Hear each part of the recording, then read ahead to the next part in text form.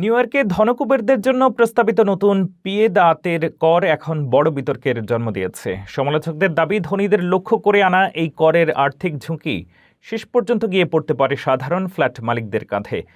কেন উদ্বিগ্ন কপ ভবনগুলো, কিভাবে বাড়তে পারে বাসিন্দাদের খরচ, আর আবাসন বাজারের সম্ভাব্য প্রভাব কি, জানুন বিস্তারিত প্রতিবেদনে।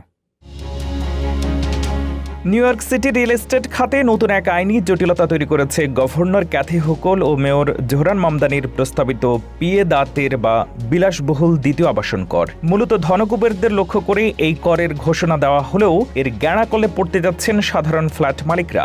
সমস্যাটি মূলত তৈরি হয়েছে নিউ ইয়র্কের আবাসন সমবায় বা কো অপ বিল্ডিংগুলোর অভ্যন্তরীণ কাঠামোর কারণে। কন্ডোমিনিয়ামের মতো কো অপ অ্যাপার্টমেন্টের আলাদা কোনো ট্যাক্স আইডি বা লট থাকে না। পুরো ভবনটিকে একটি একক সম্পত্তি হিসেবে বিবেচনা করে সিটি কর্পোরেশন একই সাথে ট্যাক্স বিল পাঠায়। এরপর পরিচালনা পর্ষদ বা কো অপ বোর্ড বাসিন্দাদের মাসিক রক্ষণাবেক্ষণ ফি বা মেইনটেন্যান্স চার্জের সাথে তা ভাগ করে দেয়।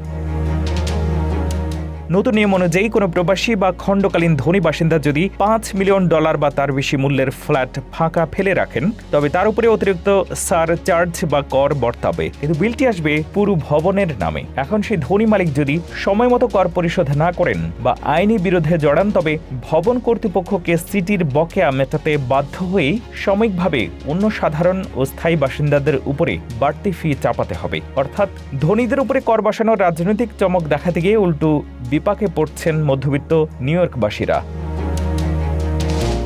এই আর্থিক আর প্রশাসনিক ঝুঁকি এড়াতে ইতিমধ্যেই শহরের অনেক কোপ বোর্ড তাদের ভবন খণ্ডকালীন বা দ্বিতীয় আবাসন হিসেবে ফ্ল্যাট কেনাবেচা পুরোপুরি নিষিদ্ধ করার কথা ভাবছে।